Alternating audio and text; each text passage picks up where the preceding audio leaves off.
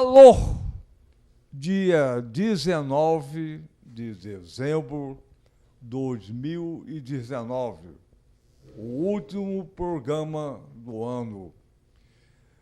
O programa Pulando a Cerca não tem pauta, não tem roteiro, nem censura. É como a vida. O apresentador do programa sou eu, Daniel Tutoriance, médico, o único apresentador no mundo que já teve AVC e todo AVC, acidente vascular cerebral. Olha só, e por que pular a cerca? Pular a cerca pode ser sacanagem ou superação. Pular a cerca por cima, pelo meio, por baixo. Do outro lado, a gente enxerga. Enxerga o quê? Educação, saúde, transporte, democracia, justiça, arte, lazer e tudo que as pessoas merecem. Hoje, o último programa, vamos fechar o tempo. A questão é do tempo. Vamos convidar o simpaticismo, o gostosismo, o teso disso, o Onesier Correia, que vai falar uma coisa universal, o tempo. Vem pular a cerca! Vem pular a cerca! Pulou! Então, bom dia, boa tarde, boa noite. Rony, olha só, Rony. Isso, Rony, mais fácil. É mais fácil. Rony, fez xixi? Não. Não? Não, dessa vez não fiz, mas tudo bem, eu aguento. Aguenta, então tá bom. Olha só, Rony,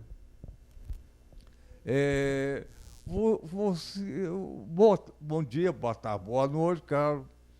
E tua idade? Agora no Natal eu faço 56. 56. Eu tenho 96, então um garoto. Olha só. Você nasceu aonde? Rio de Janeiro. Em Rio. Olha só. E vamos então. Você foi convidado pela equipe para voltar outra vez à questão do tempo. O que aconteceu nesse tempo para a gente falar do tempo? Exatamente, falar. O primeiro trocadilho já está feito por si próprio, né? O tempo, a gente pode entender o tempo como clima ou o tempo como o tempo, espaço de tempo. E aí eu pensei até da gente começar mais ou menos por isso. Nós estamos em 2019 e a retrospectiva do que foi, pelo menos, a última década em relação ao tempo clima, né? Então, coloca o tempo.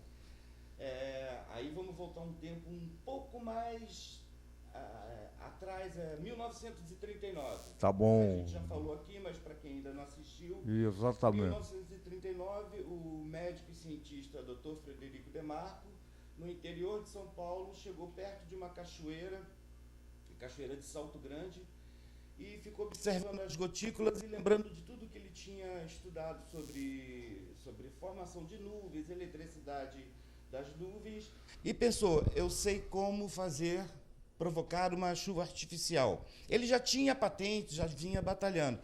Mas a partir dali ele falou, vou passar com um avião nas nuvens e jogar determinados sais, iodeto de prata, cloreto de sódio, etc, etc. Em 1939. Em 1940 ele já foi reconhecido pela comunidade científica internacional como o primeiro cientista a provocar chuvas artificiais comprovadamente. Mas o que aconteceu em 1940? Nós já estamos pulando de 39 para chegar hoje, 2019. Em 1940 ele decolou com o avião, a cidade toda observando. Nossa, 40 a gente já estava no período da Segunda Guerra Mundial. Exatamente. Então, ele sabia que estava sendo observado por cientistas, militares, políticos da Europa para entender como que eles poderiam fazer uso dessa patente dele. E, de repente, numa das chuvas que ele provocou, caíram granizos, foi excessivo o material, e caíram granizos maiores do que uma laranja. Destruíram 2 bairros, todo mundo veio até ele e falou assim, calma, doutor Frederico, que os telhados se consertam. Ele falou, não é esse o problema. As grandes potências perceberam pelas minhas patentes que é possível criar uma guerra climática a partir da manipulação do clima. Isso em 39 e 40, e de lá para cá não aconteceu outra coisa senão o que ele falou. Mais de 40, 50 países utilizando, inclusive China, Estados Unidos, Rússia. E aí nós estamos chegando na atualidade, que é quando se debate no mundo inteiro mudanças climáticas e aquecimento global, mas não se fala sobre a geoengenharia climática, que é o originário desse trabalho dele, plano B, que é a manipulação do clima em larga escala planetária para resolver o aquecimento global, e é onde eu tenho uma grande curiosidade, né? A Greta Thunberg ficou tão famosa, mas não fala sobre geoengenharia climática e não fala sobre plano B. O único lugar que foi, até quando eu vim aqui em junho e dei entrevista, o único lugar que eu consegui conversar sobre isso foi na Academia Brasileira de Ciências, com um simpósio internacional sobre geoengenharia climática e plano B. Não tinha um representante do Ministério do Meio Ambiente, de área nenhuma do governo, e cientistas americanos, de Harvard, etc., trazendo patentes para nos apresentar o que poderíamos fazer no Brasil como manipulação climática em larga escala, sem terem comunicado isso ao público, né? Então, você conseguiu falar disso nesse simpósio? Consegui fazer vários questionamentos, como, por exemplo, o Dr. Frederico Demarco, nos anos 40, já falava. E eu acabei começando em 2010 resgatar o trabalho dele, o livro O Manda-Chuva, que era dito, era imaginado, até o Inácio de Loyola Brandão imaginava que fosse uma lenda, mas eu encontrei o livro. E de 2010 para cá, aí a nossa última década, essa retrospectiva dessa década, eu venho falando, nós precisamos nos preparar para as guerras climáticas, precisamos debater, sentar com o poder público, sentar com os militares, e eu era quase que piada de todo mundo. Em 2018, numa palestra, o general Hamilton Mourão se volta para o público e fala, um alerta que eu quero dar para vocês. Estamos entrando nas guerras climáticas e avisei aos meus subordinados, vamos matar e morrer pelo clima. Peraí, 2018 ele fala isso, ele é vice-presidente agora e ninguém fala sobre o assunto, nenhum jornal, nenhuma revista, nenhum programa desses Fantástico, Domingo Espetacular, que fala o aquecimento global, o aquecimento global, o aquecimento global. Mas por que não fala das guerras climáticas? Por que não fala do plano B? A Greta Thunberg, eu sempre questiono isso. Cada vez que eu vejo uma manifestação da Greta Thunberg, várias placas, não existe planeta B. Se não existe planeta B, parece um trocadilho de publicidade, que eu trabalho com publicidade. Não existe planeta B, mas nós temos um plano B. E esse plano B que eu falo desde 2010, achavam que era uma invenção, um termo que eu tinha inventado. Não, isso está desde 2006, 2007, na mesa da ONU, da Casa Branca, do Pentágono. Esse plano B é uma aplicação de geoengenharia climática em larga escala. E por que não é citado, então, pela Greta Thunberg? Por que não é citado no Fantástico, no Domingo Espetacular? Então, tem muito mais por trás do tempo, clima, do que possa se imaginar, como diria Shakespeare, né?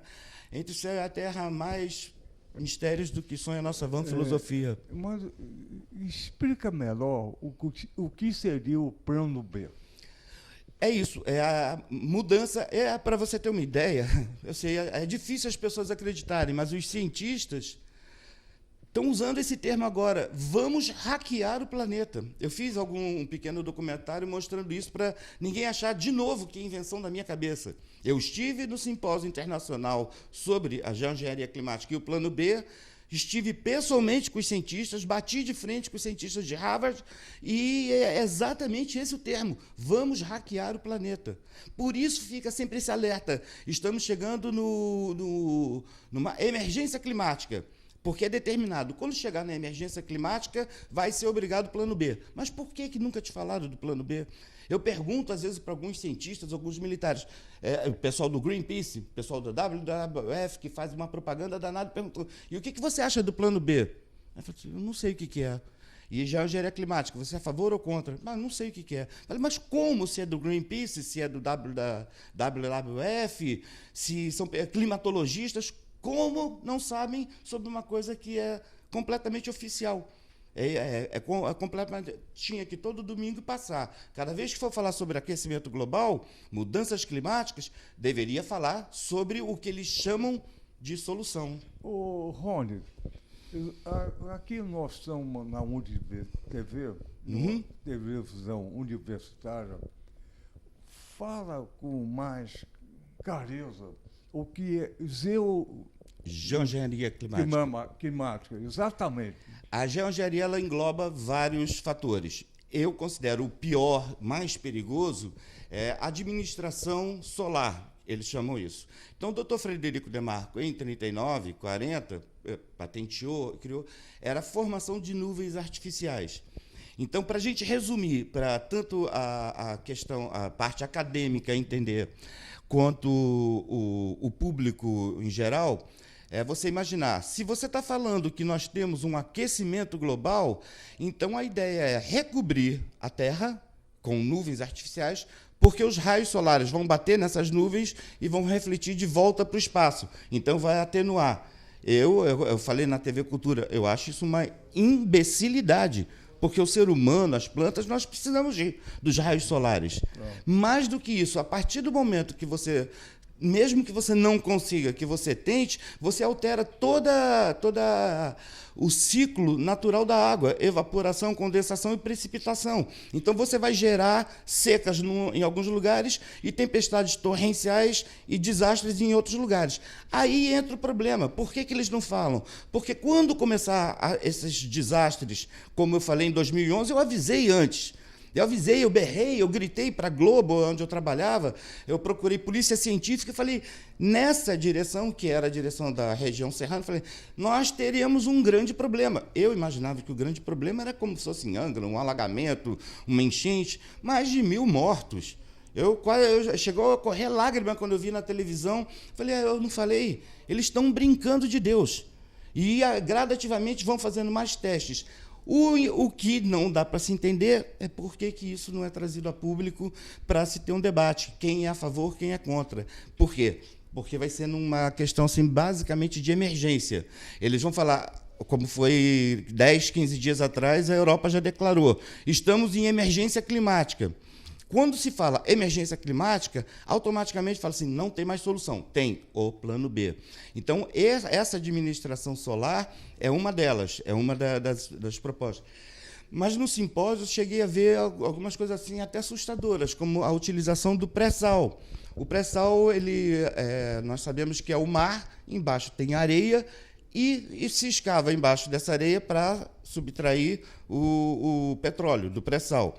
Então, quando você gera aqueles bolsões, né, imensos, gigantescos, eles estão começando, já estão fazendo, mas propõem ampliar aquilo, enterrar ali o CO2. Aí lá eu não tinha chance de perguntar, de questionar, era uma ou outra pergunta que eu poderia fazer, mas eu tenho vontade de sentar com os acadêmicos e falar, me responde melhor isso. Porque no momento que você mexe com um bolsão que está embaixo da areia, que está no subterrâneo do oceano, se você tem algum problema geológico ali e esse bolsão se rompe, nós temos um afundamento, nós temos um tsunami igual ao do Japão, porque você tem um afundamento quando o mar faz assim, quando ele volta, ele já volta criando. E no Brasil a gente não está preparado para nada, nem para tempestade torrencial, nem para tsunami. Então, todas as propostas deles já deveriam estar sendo discutidas desde que eu comecei a tentar chamar, que eu tentei levar para a TV Globo, que eu trabalhava com produção de arte, mas eu tentei com a área de jornalismo e falei, gente, vamos debater isso agora, porque daqui 10 anos isso vai estar em voga no mundo inteiro. 10 anos depois é agora. Então, nós fizemos essa retrospectiva de 39 até 2009, agora de 2009 a 2019, Até por isso, o livro que eu escrevi é 2020, o ano seguinte. Da mesma forma que eu narrei o que aconteceria até hoje, incluindo jogadas políticas, quando eu falo partidárias, políticas, votação, até a questão climática chegar no extremo sem estar sendo debatido com a população, sem estar sendo, não só a população, até como você falou, a área acadêmica não tem conhecimento disso. Parece que esse tema é censurado. Quer dizer, o clima, igual disco voador, é censura. Deve ter N casos, mas é censurado, não pode entrar na mídia e nem a população saber. E a questão do clima é uma coisa subjetiva. A população, tempestade, choveu, e vai. Papai do céu resolveu fazer chuva. Vou fazer o quê? O que você está colocando não é bem assim. É uma consequência de uma tecnologia que consegue fazer chuva ou deserto ao mesmo tempo. Exatamente. Inclusive, os generais do Irã vêm acusando, eles se tornaram meio que piada para a maioria da população, porque a própria mídia já colocou como piada, mas eles vêm acusando Israel de prejudicar a chuva e a neve para eles a partir da manipulação. Eles mesmos já intitularam, estão provocando guerra climática com a gente. Israel com o Irã acusando. Aí todo mundo acha que aquilo é uma ficção científica. Imagina, se o cientista, o Frederico Demarco, em 1940, com um teco-teco, sem querer, destruiu 2 bairros com granizos gigantescos, ele mesmo, ele falou, meu Deus, imagina isso no futuro, o que vai ser. Então, por exemplo, nós temos agora, recentemente, a final da Copa do Mundo na Rússia. Todo mundo me telefonou falando, escuta, você viu na Globo? Eu falei, vi. Eles passando as patentes do que a Rússia utilizaria para quê? Para você ver como é que saiu da área de importância de plantio, da chuva para repor reservatórios,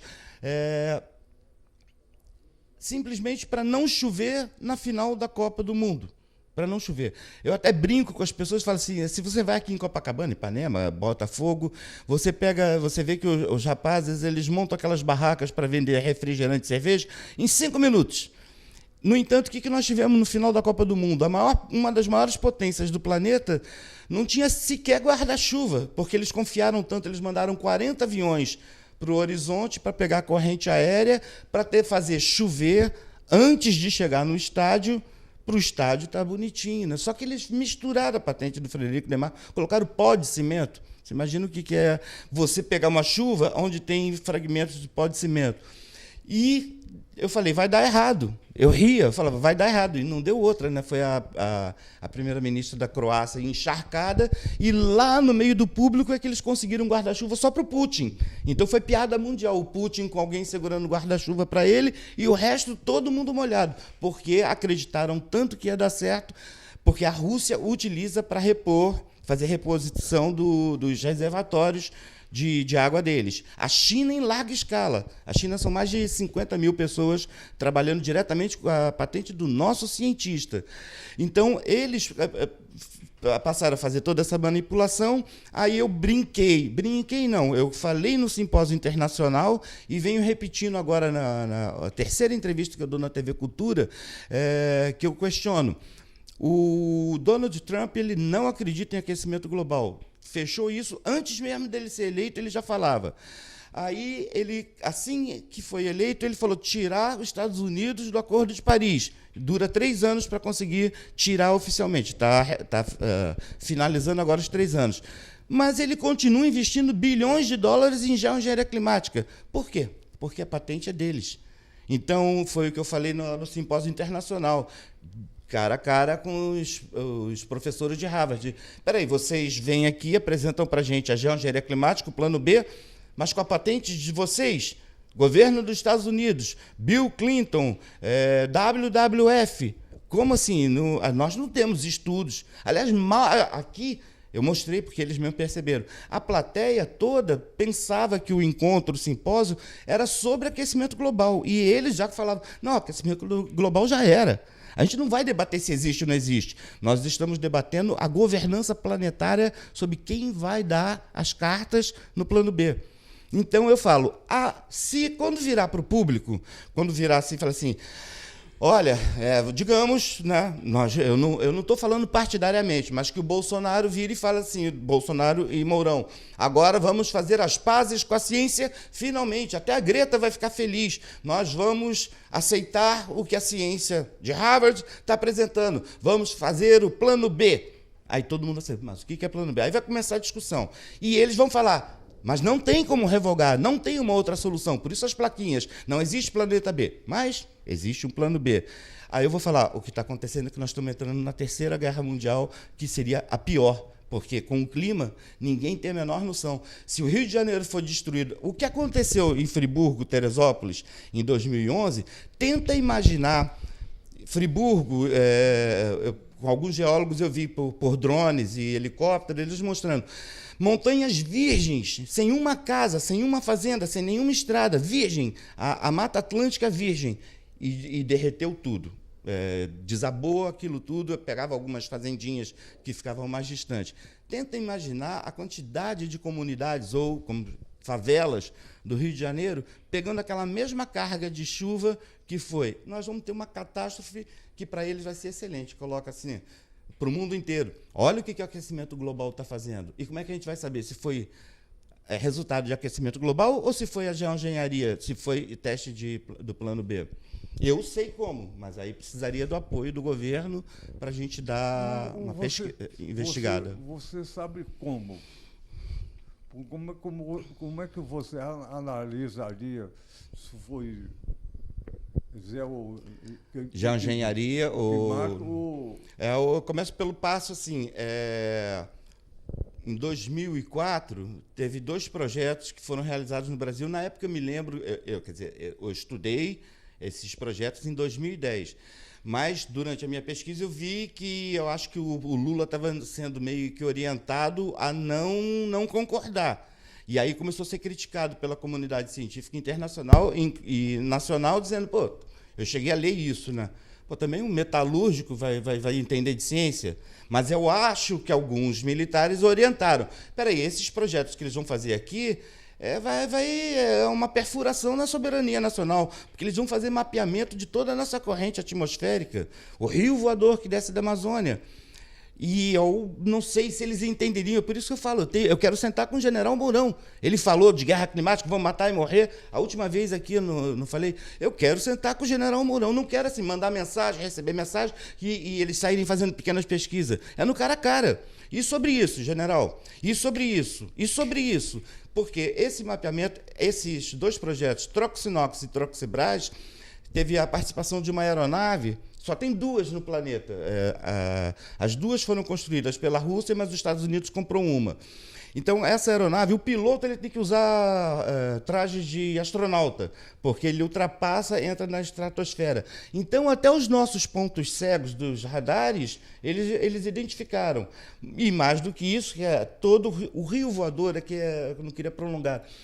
A evaporação do Atlântico Norte entra na Amazônia, ganha força com a evaporação das bacias e o suor das árvores, aí bate nos Andes e desce. Então, esse rio voador é como se fossem as monções na Ásia, é o que transforma o Brasil na maravilha que é. A diversidade vegetal e animal é devido a essa boa distribuição das chuvas.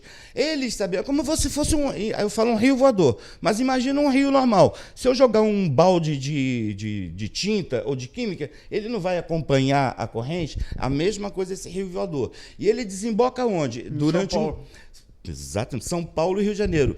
Aí eu mostro, né? Eu falava em 2010, era satirizado, que eu falava assim, olha, outra coisa que eu vou falar para o futuro, a Embraer vai acabar na mão da Boeing. Aí muitos falavam comigo, alguns especialistas, não, você deve estar querendo dizer Bombardier, que tem uma concorrência, tem olho grande, ou então Airbus, porque também tem concorrência. Eu falei, não, a Boeing. A Boeing, porque é uma estratégia, é praticamente uma estratégia de guerra.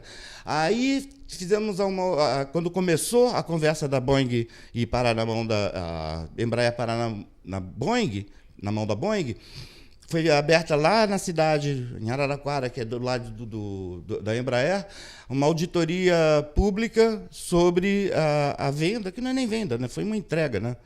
Uma doação que nós fizemos para a Boeing. Aí eles falaram assim, mas calma, porque não são as aeronaves militares. Eu falei assim, sim. Aí peguei os documentos e mostrei, olha aqui, ó. Em 2010, uma universidade canadense foi contratada para fazer um levantamento do qual seria a melhor aeronave no planeta inteiro, qual seria a melhor empresa e a melhor aeronave para o plano B, aplicação de geoengenharia climática em larga escala planetária. Aí fizeram o levantamento e chegaram à conclusão. Lembra do avião das 30 quilos de cocaína? É o EMB 190. O avião da presidência é exatamente o modelo, Embraer 190, exatamente o modelo que a universidade escolheu. Então, o olho grande deles não era nem tanto na nossa área militar da Embraer, era exatamente na área comercial. Porque se tiver que fazer, a patente é deles, agora os aviões também são deles. E aí eu no livro ainda faço essa analogia. A Boate Kiss, foram quase 300 jovens mortos, mas é claro que a banda não era assassina, não queria matar jovens, os donos da casa também não queriam matar jovens, os jovens não foram lá se suicidar. Qual foi o problema? A falta de fiscalização. O tipo de forro que tinha na casa, a partir do momento que aquecia, soltava uma química, até quem estava do lado de fora tentando salvar morreu. Não chegou a entrar na boate, nem participou da festa da boate, mas morreu porque respirou aquilo. A gente não consegue fiscalizar no Brasil a ciclovia, que já caiu não sei quantas vezes, e foi todo mundo abonado, ninguém é culpado. Eu falei, peraí, se ninguém é culpado, então não calcularam, não souberam calcular as ondas. Como assim? Nos anos 70, o Raul Seixas, é uma piada já da internet, o Raul Seixas foi atropelado por uma onda na Niemeyer, nos anos 70. A Glória Maria até entrevistou ele brincando, olha a porta do meu carro, e ele fala, o homem que é culpado disso. Aí, dali, dos anos 70, me constrói uma ciclovia. Então, a gente não consegue fiscalizar bueiro, boate, ciclovia. Quem dirá centenas de aeronaves com tanques jogando coisas na atmosfera? Quem vai conseguir chegar e ter o controle sobre isso tudo?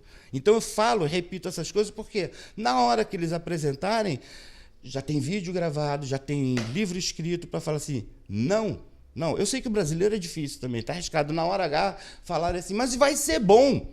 Não precisa explicar, não quero entender, não quero estudar, basta a mídia falar, mas vai ser bom, eles vão acabar aceitando.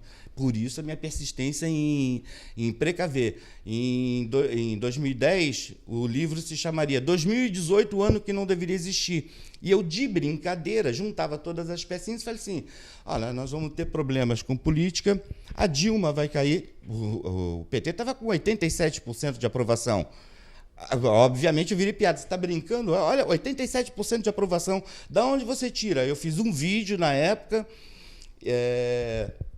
saí mostrando para todo mundo, falei assim, aí os militares assumem e a gente começa a ter sintomaticamente um governo militar, é o que nós temos hoje. Então, eu falei assim, a partir dali nós temos um acordo internacional onde vai estar a geoengenharia climática implicitamente. Você ouve o Acordo de Paris, nenhum momento é citado. Quando alguém me fala, porque eu sou dividido entre os amigos, direita e esquerda, então eu falo assim, mas o Bolsonaro falou que queria tirar o Brasil do aquecimento, do Acordo de Paris. Eu falei assim, porque ele não acredita em aquecimento global, mas ele gosta do Trump. Então, se o Trump oferecer como solução a patente que tem dele, aí nós vamos enfrentar. Em nenhum momento o Bolsonaro falou que quer sair do Acordo de Paris por causa da geoengenharia climática, por causa do plano B. Ele quer sair só porque vai facilitar o desenvolvimento da forma que o governo pensou, né? Dá para desmatar, dá para fazer tudo. Mas o pior, que seria o perigo de uma guerra climática, não foi citado até hoje. Rony, vou voltar atrás. Você falou que a Rússia construiu 12 aviões. que são esses aviões que fazem o quê? Não, esses 2 aviões, eles ainda são do período da Guerra Fria. Eu até faço esse trocadilho, né? A Guerra Fria esquentou e virou aquecimento global. Então, eles eram da época de Guerra Fria, da questão de guerra atômica. Mas, quando caiu a União Soviética, os Estados Unidos comprou uma dessas aeronaves, não a ver com a Guerra Fria, mas pela capacidade, potência dessa aeronave de conseguir entrar na estratosfera. E depois a análise em relação à aeronave prática seria a nossa, né, Embraer 190, a nossa aeronave que é, inclusive, o avião do presidente. Sim. Então, você falou clima, plano B, e ao mesmo tempo que você fala em censura. Você está falando que a natureza pode ter uma tempestade, pode chover ou não chover, e a população vai acreditar nisso. A natureza é dinâmica, pode chover, fazer deserto, sol, chuva, um monte de coisa. Mas, ao mesmo tempo, você fala que o homem, com plano B, pode hackear o planeta. Pode destruir o Brasil, assim, você destrói a população, mas você mantém os recursos naturais, que é o interesse deles. Então, é isso que é o perigo, porque 10 anos atrás eu falava, ninguém entendia o que era. Eu falava assim, hoje em dia, graças a Deus, a Globo, os telejornais explicam e mostram a cumulonimbus, que é uma nuvem que vai crescendo para o alto, ela vai se ampliando para o alto. Então, quanto mais altitude ela alcança, menor é a temperatura. Então, forma os gelos, que formam os granizos, e essas nuvens, basicamente, que causam tornados, tempestades torrenciais, granizos imensos. E, então, o que é uma cumulonimbus? Que eu explico até para os próprios cientistas. Se você consegue, lá no Mato Grosso do Sul, lá no Mato Grosso, começa a preparar as nuvens, vem sobrecarregando, você tem uma geladeira ambulante. Então, a Inglaterra, por exemplo, no livro eu coloquei bastante dessa documentação, a Inglaterra passou um tempão, décadas, estudando o que seria uma guerra biológica, guerra química e guerra biológica. Então, quando você quiser misturar a guerra biológica com a guerra climática, o que eu faria se eu fosse um marechal do mal e falasse assim, não, a gente derruba o Brasil sem dar um tiro, sem gastar um centavo, sem ter pressão internacional dizendo que a gente invadiu aquele país. A gente invade, toma aquilo tudo, sem nem ter dor de cabeça. Então, eu vou preparar aquela nuvem. Quando estiver chegando perto de São Paulo, a gente passa com as aeronaves, com as bactérias, com os vírus, e eles vão ficar congelados ali, porque é uma geladeira. E quando chegar em São Paulo, a gente tendo uma temperatura maior e passando com outras aeronaves com microgotículas, que carrega mais a nuvem e faz despencar, você contamina uma cidade inteira. Então, e outra questão que a agonia, a angústia que pode causar, a gente quando está morrendo de frio ou morrendo de calor, a gente acaba aceitando qualquer coisa, né? A gente inventa um ar-condicionado, um ventilador, porque não suporta. Voltando assim para 2001, lembra das Torres Gêmeas? Quando as Torres Gêmeas foram derrubadas, um climatologista observou e falou assim, peraí, interessante, o que está acontecendo aqui? O que houve? As aeronaves todas dos Estados Unidos foram proibidas de decolar ou pousar, então ficou tudo no chão. E o que aconteceu? Subiu quase 3 graus a temperatura, porque o céu passou a ser mais limpo, então subiu até 3 graus em poucos dias. Aí eles ainda falam assim, para um cidadão comum como nós, 1 grau, 2 graus, 3 graus, isso acontece naturalmente, no inverno e verão. Mas fala assim, não, isso foi sem o propósito, uma experiência humana de mexer na temperatura. Então, se eles aplicam durante semanas, meses, e de repente para de aplicar a geoengenharia, a temperatura dá uma subida rápida, e você fala assim, não estou me aguentando. Aí oferece. Cria-se o problema para vender a solução. Resumindo, geoengenharia climática é isso. Eles criam o problema para vender a solução. E como a solução é patente deles, aí fica mais perigoso ainda, que eu falo, nós vamos ter americanos, funcionários do Bill Gates, o cara devia estar mexendo em computador, não em atmosfera, não em clima, não tem a ver com a área dele.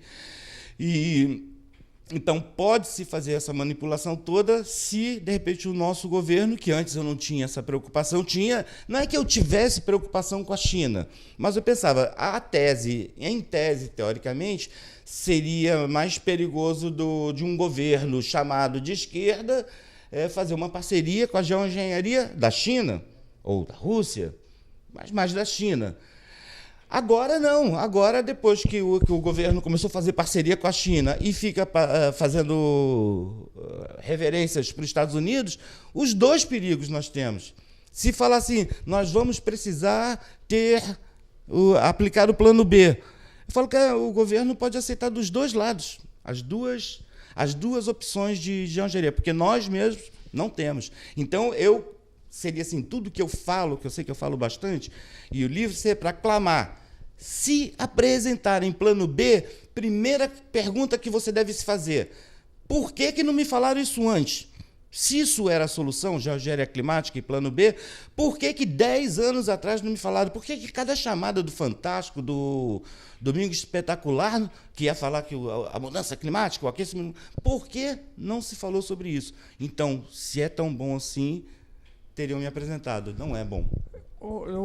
Rony, parece que você é a única pessoa, em tese, que no Brasil que conhece essa formulação.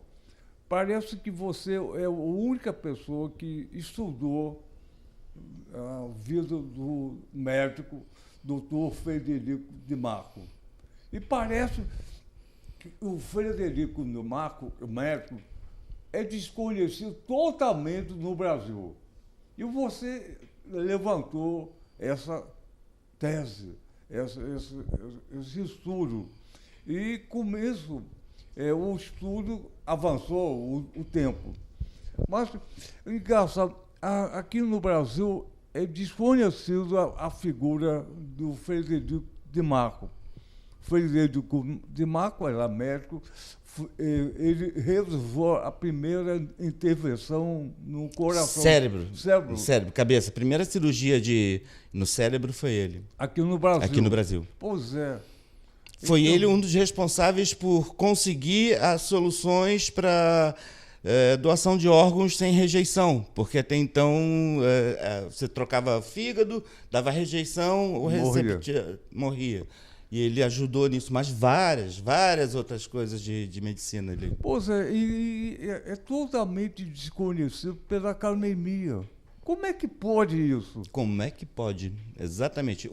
Teve uma reunião não, era a exposição que eu fiz sobre Frederico de Marco, aí um diretor do Centro de Ciências de Araraquara estava presente, eu falei assim, aí levei ele e mostrei na exposição, na vitrine, você imaginaria que a Unesp, documentalmente, o nome é Faculdade de Ciências e Letras Frederico de Marco, não é utilizado, nunca foi utilizado o nome, mas por lei de 1966 é Frederico de Marco. Eu entrevistei a sobrinha dele semana passada, com 101 para 102 anos de idade, e ela revelou vários pontos, né? Um dos pontos importantes é que, na época dele, a ciência não aceitava que um médico conseguisse ter uma projeção uma inteligência, um intelecto tão avançado dentro da ciência. Eles achavam que cientista é cientista, médico é médico. Então, aquele período já atrapalhou. E, hoje em dia, é exatamente por causa dessa coisa da politização do clima. Então, é melhor deixar ele escondidinho. Deixa ele na gaveta lá, melhor não falar sobre ele. Porque a frase dele, vocês enfrentarão no futuro as guerras climáticas, foi a que mais me marcou. Olha só,